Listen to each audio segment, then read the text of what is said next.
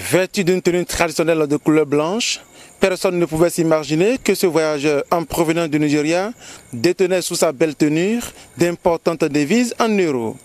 Nulle était la vigilance et le dynamisme du bureau du contrôle du territoire douanier conduit de main de maître par le colonel Marcelin Laourou. Cet homme rentrerait sur le territoire béninois avec cette importante somme d'argent pour des fins que l'on ignore jusqu'ici.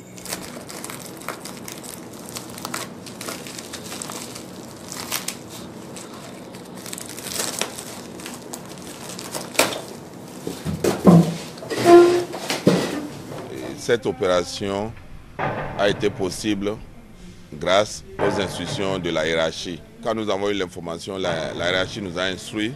Nous avons renforcé le contrôle au niveau des frontières terrestres. Et c'est ce dispositif qui nous a permis de mettre la main sur cet individu, cette devise qu'il a mis tout au long de son corps. L'individu pensait tromper la vigilance de la douane. Arrivé au niveau de la frontière, l'individu a laissé tomber son moyen de transport et a pris un taxi, un transport en commun, pensant qu'avec ça, on ne pouvait pas le prendre.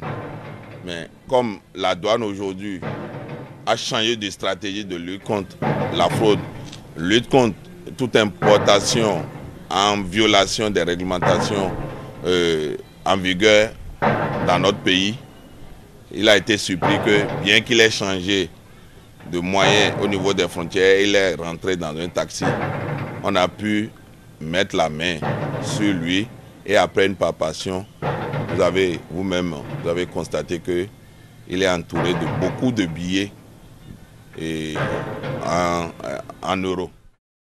En plus de ces différentes coupures de 500, de 200, de 100 et autres en de devises étrangères euros, s'ajoutent ces deux grandes balles, non encore déballées. En cette période où le Bénin mène une lutte farouche contre le terrorisme, il n'est pas autorisé de circuler aussi librement avec une somme aussi importante. Et s'il faut le faire, il y a des démarches à entreprendre.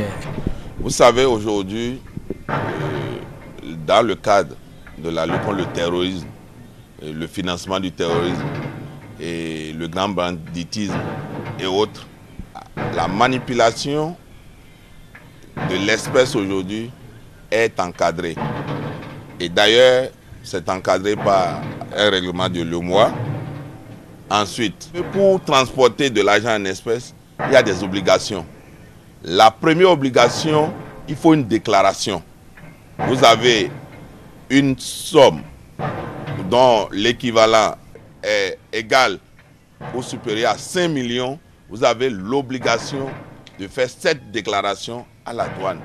Et le fait de faire la déclaration ne veut pas dire que vous voulez perdre les devises que vous avez. Vous faites la déclaration et ça permet aux autorités compétentes, ça permet aux structures de l'État de pouvoir suivre l'utilisation que vous voulez faire de cet argent. Aujourd'hui, vous pouvez avoir votre argent, mais si vous ne faites pas la déclaration, vous tombez, vous commettez une infraction qui sont prévues et punies par tous ces tests que je viens de citer. Donc, nos populations pensent qu'aujourd'hui, en important frauduleusement les devises, ils sont en train de, disons, ils se croient peut-être plus malins que les services de l'État. Mais quand vous tombez dedans, les sanctions sont lourdes. Et je vous ai cité beaucoup de tests aujourd'hui. Donc, tout est encadré. Et à partir du moment où c'est encadré, si vous savez que vous voulez disposer de votre argent ou de votre devise pour disposer comme vous voulez, vous n'avez que la seule obligation de faire la déclaration en douane. Et vous faites la déclaration, vous dites j'ai telle devise de tel montant. On ne vous demande même pas qu'est-ce que vous voulez faire avec. Quelle sera donc la suite après cette interpellation? Le colonel donne des éléments de réponse à cette interrogation. Quand vous prenez l'article 460.2 du Code des douanes, c'est très clair. Il y a deux catégories de peines. Il y a d'abord des peines d'emprisonnement allant de 2 à 5 ans. Il y a des amendes allant de 2 à 4 fois la valeur des devises saisies. C'est-à-dire qu'on vous saisit les devises et vous payez encore une amende qui peut aller de 2 à 4 fois la valeur de ces devises-là. L'article 20 aussi parle d'emprisonnement allant de 1 à 5 ans. Et l'article 20 dit le minimum.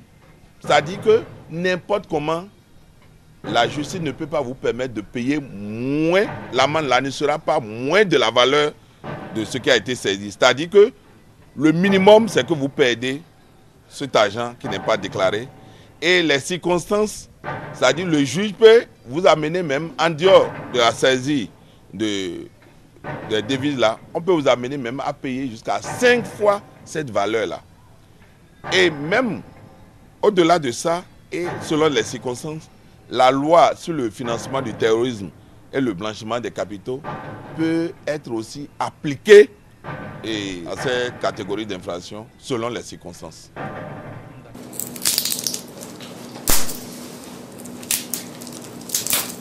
C'est le moment de saluer la hiérarchie douanière qui met à disposition les moyens nécessaires pour que la douane fasse au mieux son travail.